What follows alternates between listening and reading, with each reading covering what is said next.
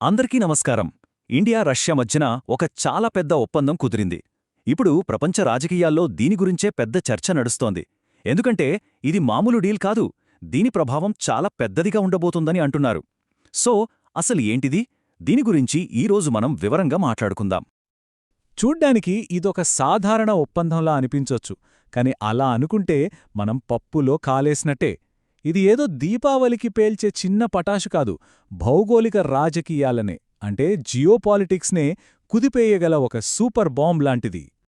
సరే, ఇంత పెద్ద విషయం అంటున్నాం గదా, మరి మన మనసులో కొన్ని ప్రశ్నలొస్తాయి. అసలు ఇండియా ఈ డీల్ ఎందుకు చేసుకుంది? దీనివల్ల అమెరికాకి వచ్చిన ప్రాబ్లమేంటి? మరి మన పక్కనే ఉన్న చైనా, పాకిస్తాన్లు ఎందుకింతలా కంగారు పడుతున్నాయి? రండి, ఈ ప్రశ్నలన్నిటికీ సమాధానాలు తెలుసుకుందాం. ఓకే, ముందుగా అసలు ఈ రీలస్ అంటే ఏంటో చూద్దాం. దీని ఫుల్ ఫామ్ ఏంటి? ఈ ఒప్పందం వల్ల అసలు ఏం జరుగుతుందో అర్థం చేసుకుందాం. రేలోస్ అంటే reciprocal exchange of logistic support agreement. పేరు వినడానికి కొంచెం కష్టంగా ఉంది కదా, కానీ దీని అర్థం చాలా సింపుల్. మాటల్లో చెప్పాలంటే, నువ్వు నా వసతులు వాడుకో, నేను నీ వసతులు వాడుకుంటా అనే మన సైన్యాలు ఒకరికొకరు సహాయం చేసుకోవడం. ఇంతకీ ఈ ఒప్పందంతో ఏం చేయొచ్చు?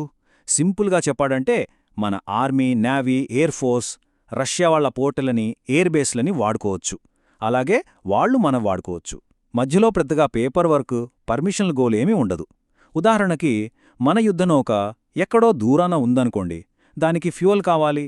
దగ్గర్లో రష్యన్ పోర్టుంటే టక్కును వెళ్లి ఫ్యూయల్ నింపుకొనొచ్చేయచ్చు, రిపేర్లు చేసుకోవచ్చు.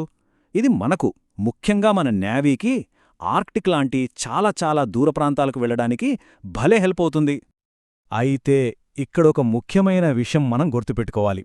ఇదేదో యుద్ధ కూటమి కాదు. అంటే మామీదెవరన్నా దాడి చేస్తే మీరు యుద్ధానికి రండి, మీమీద దాడి చేస్తే మేమొస్తాం, అలాంటి ఒప్పందం కాదిది. కానీ రెండు దేశాల సైన్యాలు కలిసి చేసే ఎక్సర్సైజులు గాని, లేదా ఏదైనా విపత్తు వచ్చినప్పుడు సహాయక చర్యలు చేపట్టాలన్నా గాని ఈ ఒప్పందం వల్ల పనులన్నీ చాలా సులువుగా, స్పీడ్గా జరిగిపోతాయి. సరే, లాజిస్టిక్స్ ఒప్పందం అంటున్నాం కదా, ఇక్కడొక డౌట్ రావచ్చు. మనకి ఇలాంటి ఒప్పందాలు ఆల్రెడీ అమెరికా, ఫ్రాన్స్, ఆస్ట్రేలియా లాంటి చాలా దేశాలతో ఉన్నాయి. మరి రష్యాతో చేసుకున్న ఈ ఒప్పందంలో అంత స్పెషలేముంది? ఎందుకిది అంత పెద్ద విషయమవుతోంది? దీనివల్ల వెంటనే కలిగే ప్రయోజనమేంటి? ఆ ప్రశ్నకు సమాధానం ఈ ఒక్క నెంబర్లో ఉంది. అక్షరాల 65%.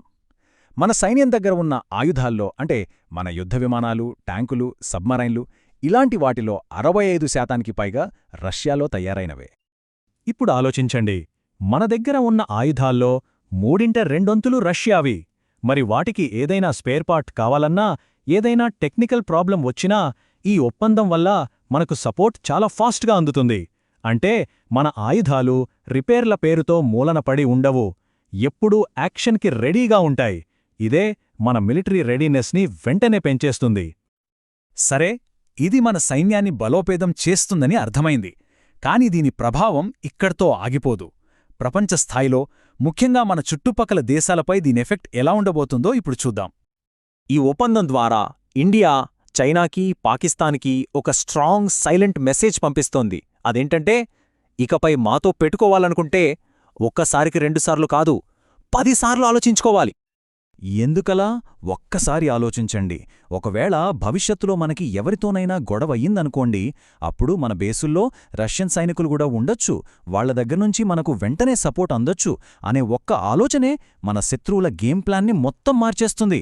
ఇది వాళ్ల లెక్కలన్నిటినీ తలక్రిందులు చేస్తోంది. మరి అమెరికా సంగతేంటి?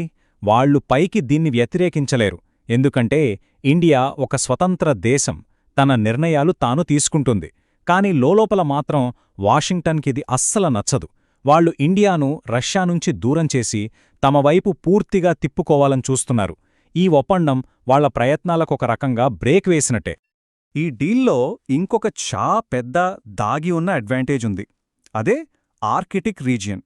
ఇప్పుడు గ్లోబల్ వార్మింగ్ వల్ల అక్కడ మంచు కరిగిపోతోంది. దాంతో యూరప్ నుంచి ఆసియాకి ఆర్కిటిక్ మీదుగా ఒక కొత్త షార్ట్కట్ సముద్ర మార్గం తెరుచుకుంటోంది. ఈ రూట్ని ఇప్పుడు చాలా వరకు రష్యానే కంట్రోల్ చేస్తుంది. రిలోస్ ఒప్పందం వల్ల మనక్కూడా ఇప్పుడు ఆ స్ట్రాటజిక్ రూట్లో యాక్సెస్ దొరుకుతోంది. ఈ ఆర్కిటిక్ రూట్ ఎంత ఫాస్ట్ అంటే మామూలు సముద్ర మార్గంతో పోలిస్తే ప్రయాణ సమయం దాదాపు సగానికి సగం తగ్గిపోతుంది. అందుకే ఫ్యూచర్లో వరల్డ్ ట్రేడ్కి, మిలిటరీ పవర్కి ఈ ప్రాంతం ఒక హాట్ స్పాట్గా మారబోతోంది. అలాంటి చోట మన జెండా కూడా ఉండటం అనేది వ్యూహాత్మకంగా చాలా చాలా పెద్ద విషయం. సో ఇవన్నీ కలిపి చూస్తే మనకు ఒక విషయం అర్థమవుతుంది. ఈ RLOS ఒప్పందం అనేది కేవలం ఒక మిలిటరీ డీల్ మాత్రమే కాదు. ఇది ఇండియా ఫారెన్ పాలసీలో వస్తున్న ఒక పెద్ద మార్పుకు, ఒక కొత్త స్ట్రాటజీకి ఒక సిగ్నల్ లాంటిది. ఒకప్పుడు మనది తటస్థ విధానం, అంటే ఎవరి వైపు ఉండేవాళ్లం కాదు. కాని ఇప్పుడు మన పాలసీ మారింది. ఇప్పుడు మనం తటస్థం కాదు, కాని బలమైన, స్వతంత్రమైన దేశం. సింపుల్గా చెప్పాలంటే మేం ఏ ఒక్క గ్రూప్లోనూ లేము. అమెరికా వైపు కాదు, రష్యా వైపు కాదు. మా దేశానికి ఏది మంచిదో అదే చేస్తాం. దానికోసం అందరితోనూ కలిసి పనిచేస్తాం. దీన్నే మల్టీ అలైన్మెంట్ అంటున్నారు. ఫైనల్గా చెప్పాలంటే ఈ ఒప్పందం భవిష్యత్తు కోసం వేసిన ఒక బలమైన పునాది రాయిలాంటిది. దీన్ని బేస్ చేసుకుని ఇండియా ముందు ముందు ఆర్కిటిక్లో, సెంట్రల్ ఆసియాలో, ఇండోపసిఫిక్లో ఇలా అన్ని కీలక ప్రాంతాల్లో తన ప్రభావాన్ని ఇంకా పెంచుకోబోతోంది. ఇది మన దేశ భవిష్యత్తుకి, మన భద్రతకి చాలా అవసరం. మరి ఇదంతా చూశాక మీకేమనిపిస్తోంది? ఈ రోలోస్ ఒప్పందం నిజంగానే ఇండియాకి ఒక గేమ్ చేంజర్ అవుతుందా? లేక ఇది సరైన దిశలో వేసిన ఒక ముఖ్యమైన అడుగు మాత్రమేనా? దీనికి సమాధానం కాలమే చెప్పాలి.